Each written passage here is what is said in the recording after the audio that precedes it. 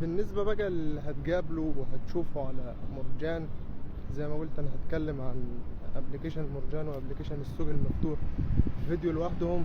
فاللي هتقابله وتشوفه على مرجان، فمرجان بتلاقي عليه كمية وظائف كتير جدا، لكن كل الوظائف دي هي عبارة عن مكاتب توظيف. يعني هتروح للمكتب من دول، هتقعد معاه، هيقول لك انت بتفهم في مجال ايه، وليكن هتقول له كذا، هيقول لك احنا في عندنا وظيفة في الحتة الفلانية والحتة الفلانية وبمرتبات كذا والكلام ده كله.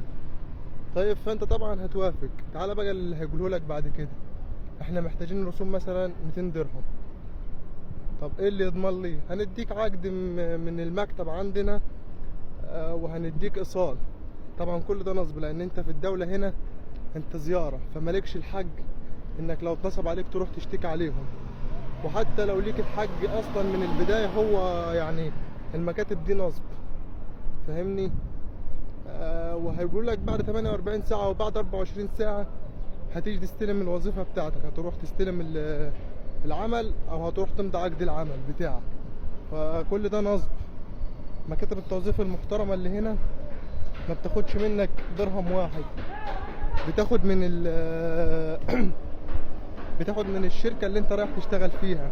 انما انت كواحد رايح تشتغل، مكاتب التوظيف المحترمة ما بتاخدش منك اي فلوس. بس فاي مكتب تقابله زي كده، او اي حد او اي مكان يقول لك اديني جنيه واحد قبل ما اسلمك شغل، فده نصاب نصاب نصاب. قوم كده من قدامه بعد ما تخلص كلام معاه، خد السي في بتاعك وما تقولوش السلام عليكم. ليه؟ لان ده كده كده نصاب، هياخد منك الفلوس ولا هيوديك شغل ولا هيوديك اي مكان.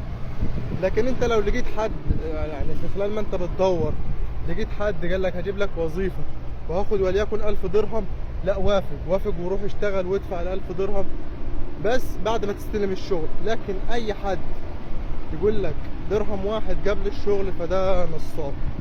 ده بخصوص مرجان واللي هتقابله على مرجان والنصب اللي هتشوفه في مرجان يعني. فبلاش مرجان.